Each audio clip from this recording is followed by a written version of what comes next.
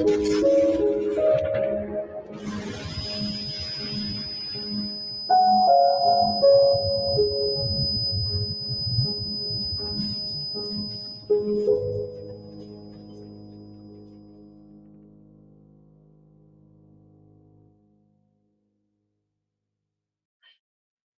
everybody. Thank you so much for coming here, Olga. And I would like to talk to you today about what is happening in the situation tied up with Ukraine war. And I just want to tell to our spectators that Olga Karach is the organizer and a head of organization, Human Rights Defender, also a politician, and her organization called Our House. It is International Center for Civil Initiatives. Olga, thank you very much for coming. Thank you very much for the possibility to talk about the situation in Belarus, because, as you know, Lukashenko is some kind of co-organizer of the war together with the Kremlin, and Alexander Lukashenko become a puppet of Vladimir Putin, if it's possible to say in this way. But what was happens? First of all, Lukashenko. You need to show us your dog, Olga, because sorry, this is my co-organizer. He's the agent.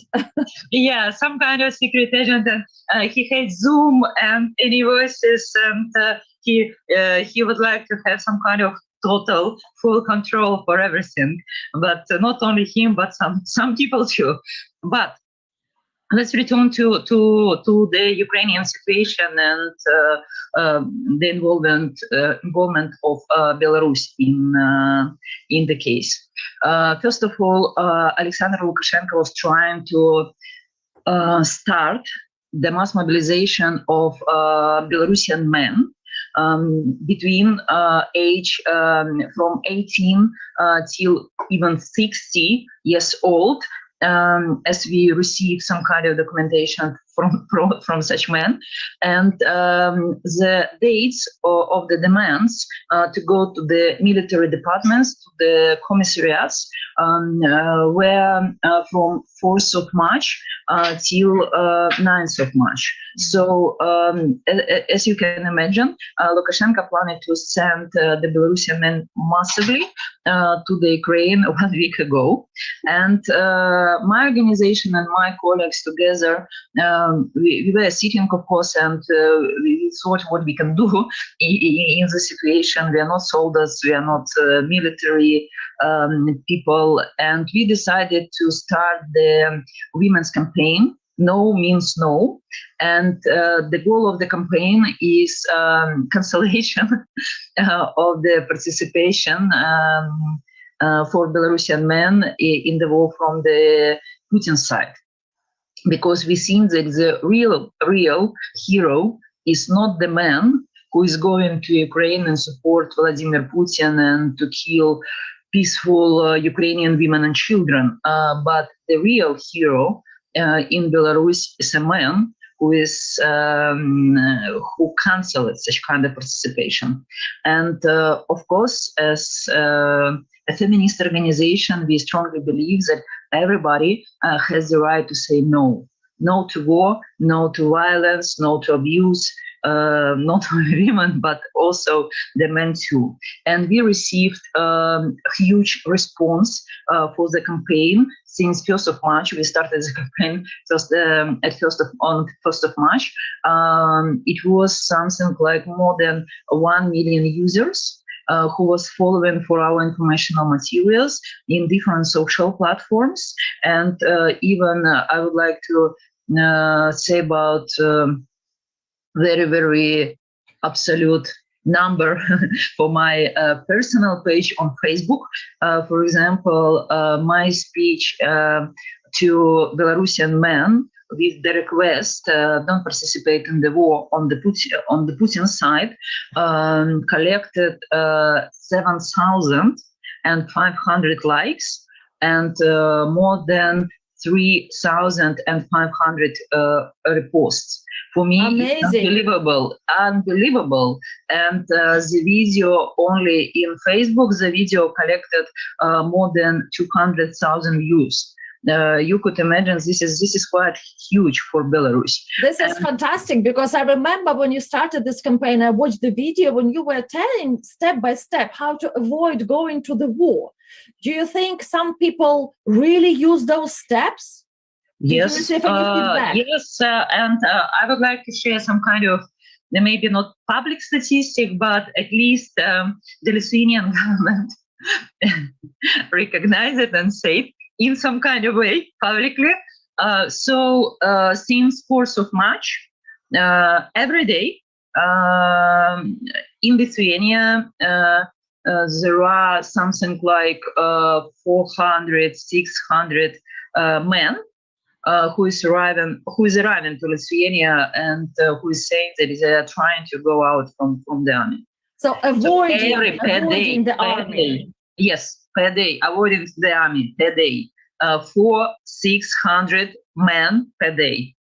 You not imagine, if we speak about the Belarusian diaspora in Lithuania, it's about 7,000 people at all, and all the people, this is the people who is going during the last year and a half after the president election 2020, and you could imagine about 10% of the whole Belarusian diaspora is arriving every day since 4th of March. So this is incredible, because we can see the massive inflow of women and children from Ukraine into Polish side, and I'm sure to Lithuanian side as well. And from Belarus, there are just as big a number of men coming out who are not willing to fight, trying to avoid the action in Ukraine, trying to run away from the war. How difficult it is for them? Do they tell you anything about their journey? Actually, if we started the campaign, no means no, and now it's very obviously that this is only first step to give very, very clear instructions to the Belarusian men how to avoid the army. But at the same time, it's very clear that it's not enough, and it's many bureaucratic procedures. For example, it's not clear with the status of such men. For example, Latvia is open to give the status of political refugee for such kind of type of man from Belarus, but at the same time, Lithuanian process to see, and then process to give some kind of status to, they're not very happy about, maybe because in Lithuania there are much more such men than in Latvia, but anyway. And of course, we have to think about 3 types of such men. Who is trying to avoid the army on the Putin side. Because if you speak about the Belarusian man who is participating in the Ukraine war on Ukraine side, this is some kind of about 400 such kind of men, and they have the whole... So we have now the men who are fighting with Ukrainians, Belarusian forces, and 400 men, it's a good number. It's a good help. And also the men who are going now to Lithuania, trying to prevent invasion into Ukraine on the Putin side. But do you think they can join the Belarusians who are fighting with Ukrainians against Putin? Yes, it's no, of course not everybody, because some men just want to have some peaceful life, nothing more.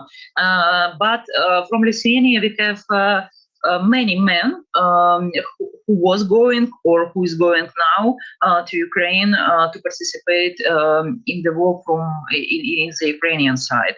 And it's very, but I started to speak, but forgot to finish. So we have 3 types of men now who is trying to avoid the army. First of all, men who can be potential soldiers.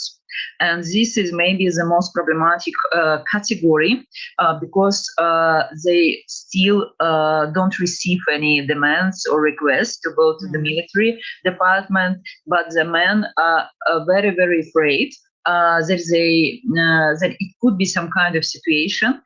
They think so from the previous experience after the president elections 2020 and the participation in the protests, if the military department, if the commissariat should go to the work or to home and to give the paper and immediately to take them to the army with the violence, with the brutal pressure, using chantage for relatives, etc., etc.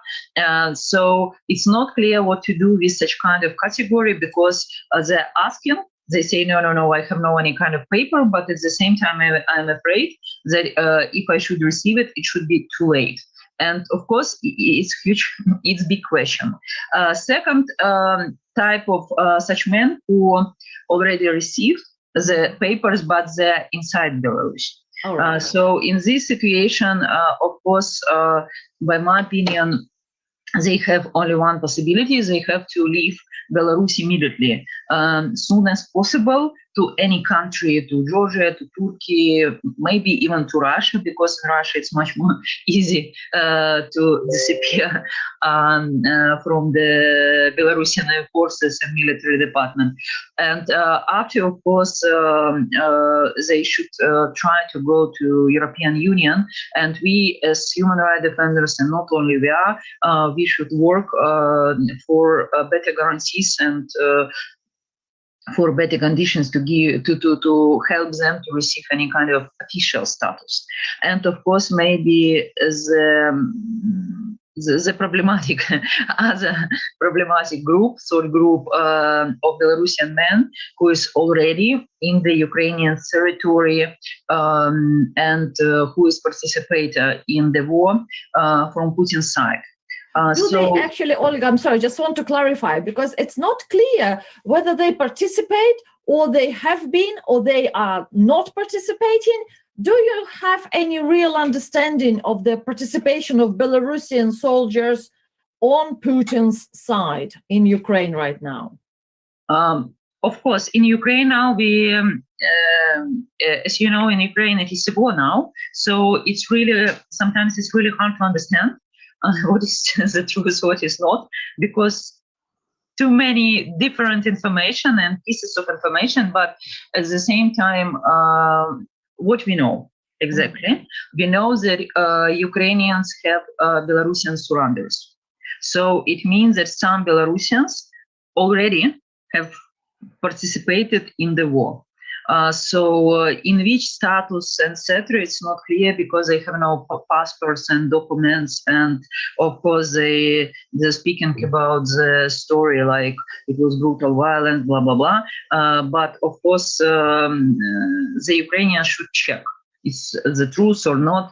And I read and listen many requests from different democratical and political forces to go to Ukraine and being surrendered. But my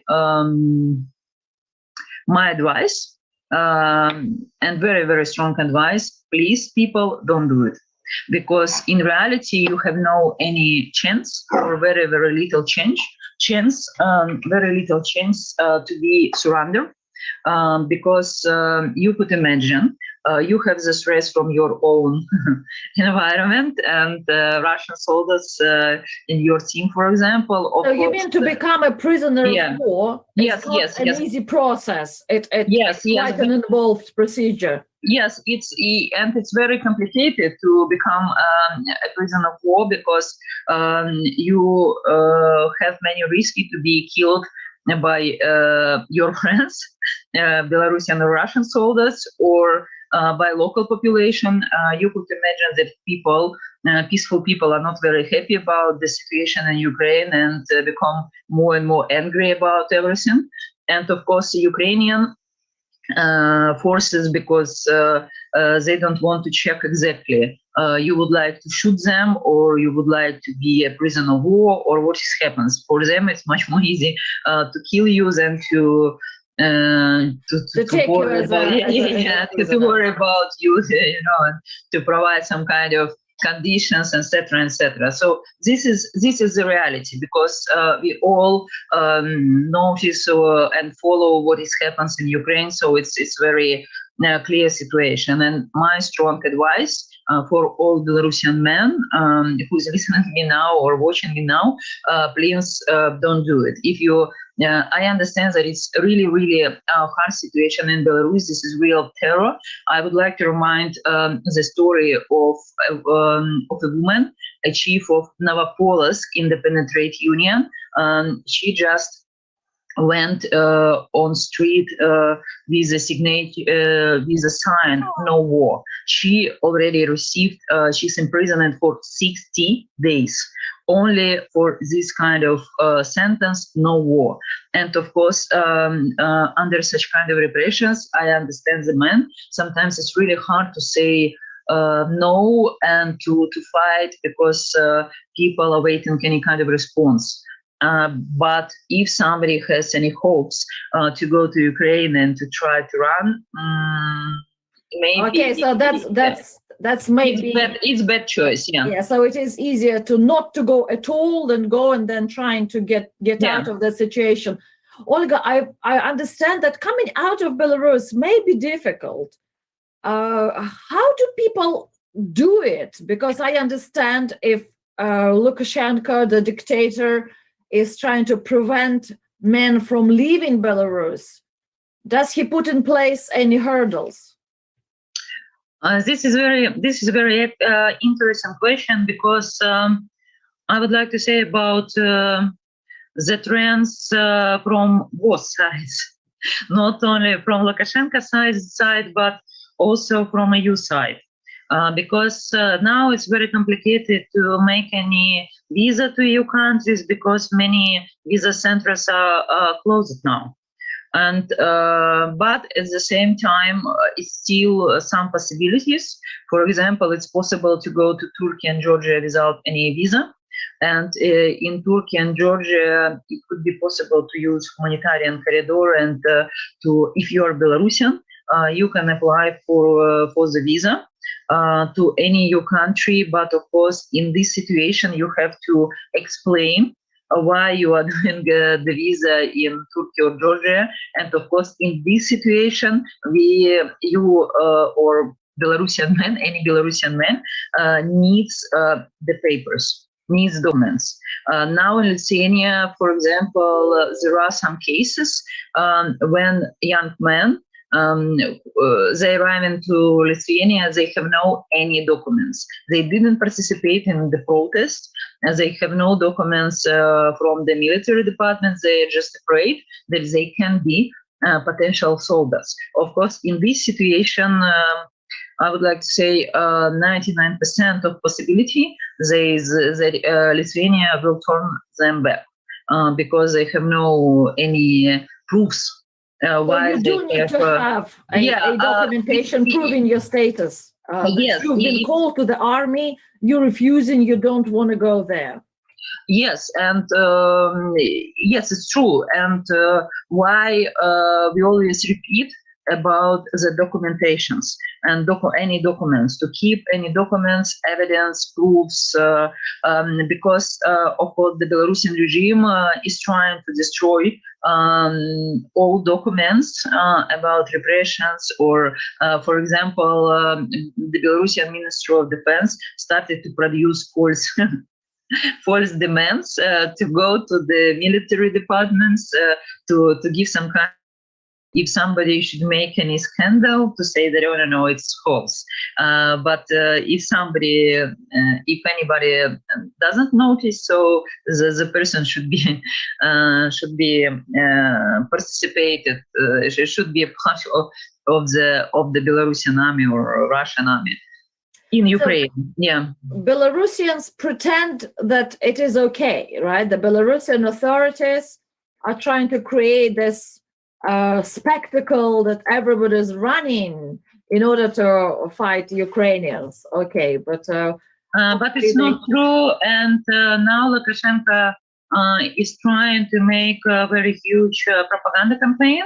And even the Ministry of Defense opened the door and invited mothers of the soldiers now to different parts, especially near Gomin, to show the sons and that everything is okay with their sons. As I understand, it was huge number of calls from the mothers, and of course they even now, such kind of horrible dictator of Lukashenko has to follow for the people's demands. If angry women are starting to do anything, it's impossible to stop. Even for Lukashenko, it's impossible to stop any angry Belarusian woman.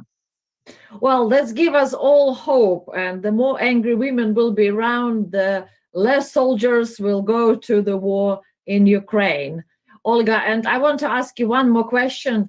Do you think that the regime of Vladimir Putin going to fall anytime soon? It's a very interesting question, but what I would like to say, and even not, this is a very, very seldom situation when me and Alexander Lukashenko, we have the same opinion. Because 2 days Lukashenko said publicly, when the regime of Vladimir Putin will fall down, his regime will fall down too for at next day. So I'm totally agree with him. I don't want to say that the regime of Vladimir Putin will be finished soon. It depends of the resources and what they're planning. But by my opinion, Vladimir Putin doesn't need a victory. He needs some kind of chaotic situation in Ukraine. And also there are many threats to Baltic countries. Even Lukashenko spoke publicly that together with Vladimir Putin, he and Vladimir Putin, they already chosen some kind of ports where they are planning to build in the Baltic Sea. So it means in Lithuania, Latvia, Estonia, and of course for the government, for the politician of the countries, it's very confusing situation, because this is very, very direct, very serious threat that they will be next. And I'm in Lithuania now, and it's very clear that not only Lithuanian government, but also the Lithuanian population, people are in process to prepare or in preparation to the war, that they will be next. Why Lithuania is so active to help the